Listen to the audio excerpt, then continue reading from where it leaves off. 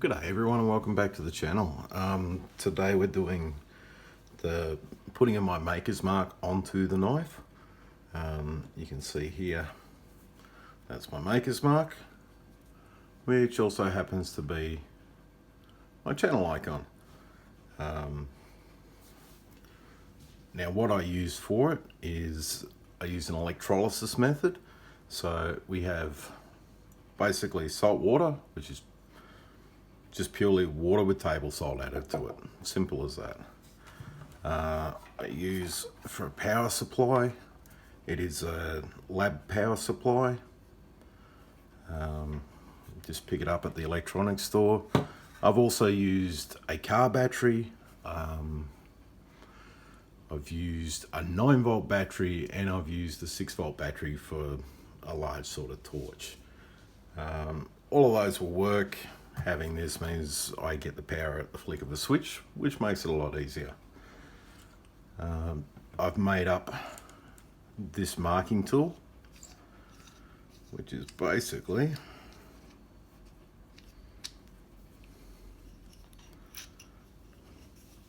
a piece of timber drilled into the end, glued in a piece of 1/4-inch copper, and on the end of that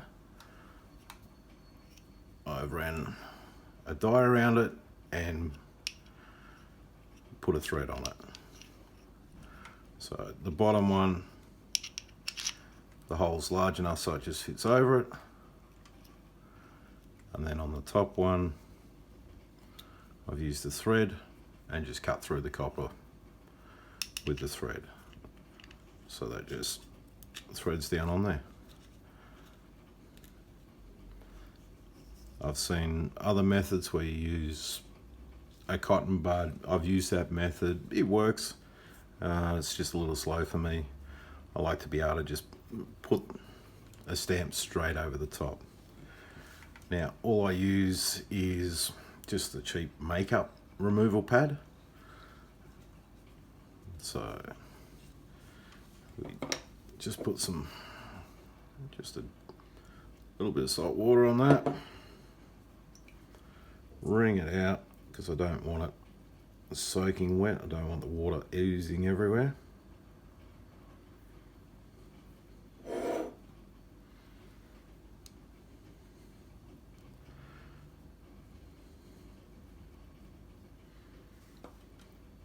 That just goes over the top of my marking tool.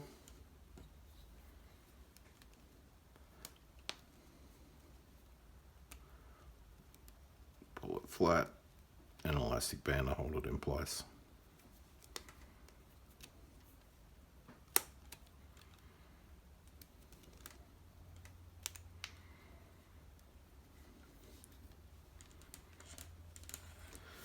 Okay, then we get to our stencil.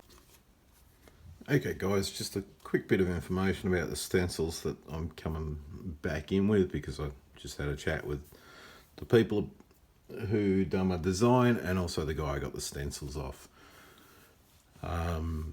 Andrew Smith, if you look on Australia Beginner Knife Makers, look for Andrew Smith. He done the design for my maker's mark. Cracker guy. A lot of guys have gone to him for their design. So, yep, have a look for Andrew on there.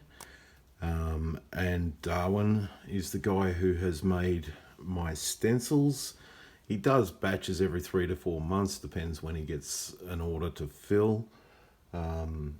So his website, which I'm going to put below because I'm going to say it completely wrong, is gallendagen.com.au. So if you have a chat with him, he will be able to tell you when he's doing, some idea of when he's doing the next stencil batch and that sort of thing. He also does maker's marks, stamps, and leather stamps and all sorts of good gear. So check him out, and as per normal guys, I'm not getting a cut out of it, so I'm just recommending them because, you know, they're really top blokes and they've been good to me, and I've had good service off them. These are a reusable stamp. You can clean them off and use them again and again. They do wear out over time, especially if you have the voltage too high. They tend to wear out a little bit quicker. So we just put that in place.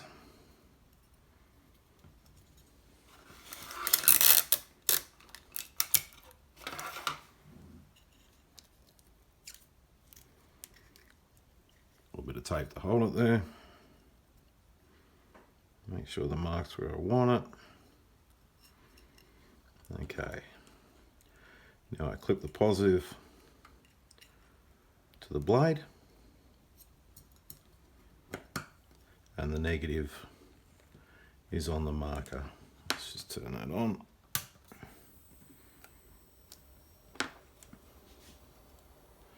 Okay, because the electricity flows from the positive to the negative, and so the ions in the steel are going to do the exact same thing. And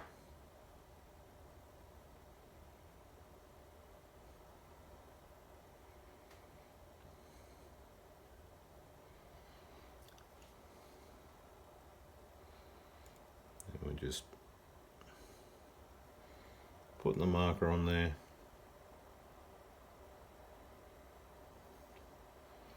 And just letting the electricity flow through, and as the electricity flows through, it'll draw some of the steel with it.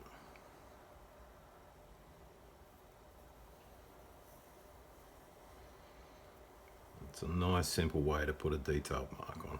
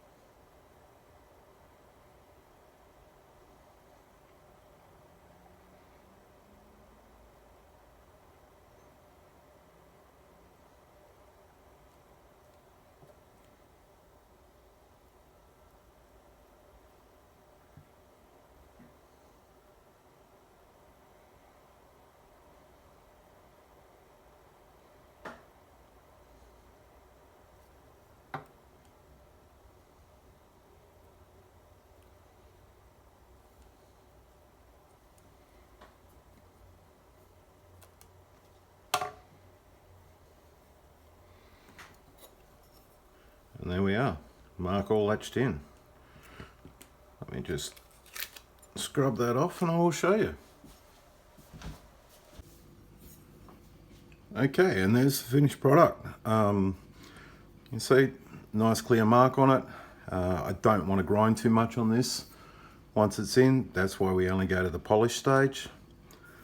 So we are just going to go to the polish belt, which I'll probably throw into the start of the next video, the handle one.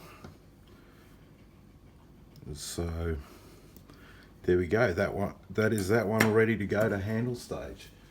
The other way I use to mark knives is with this little punch, which is a hot punch. Whoop, there's the camera. So that one's a hot punch. As you can see, it's a much smaller mark. The other thing is, when you're hot punching, you can't then grind away a heap of meat off the blade. So I only really use this one if I'm going to leave a heat treat finish on the knife. So if I'm leaving it at the heat treat color, I grind it beforehand up to this sort of finish on the flat.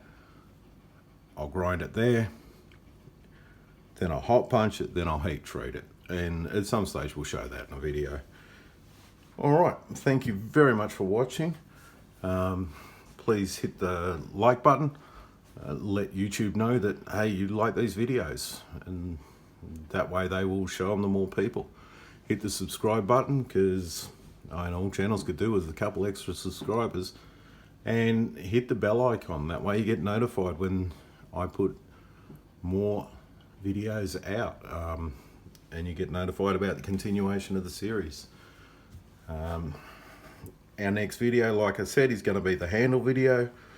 I'm going to cut the handle to shape and glue it on, and then after that we will go to shaping the handle and probably do a quick little sheath build as well in this series. So again, thank you very much for watching, and I will see you next time. Bye for now.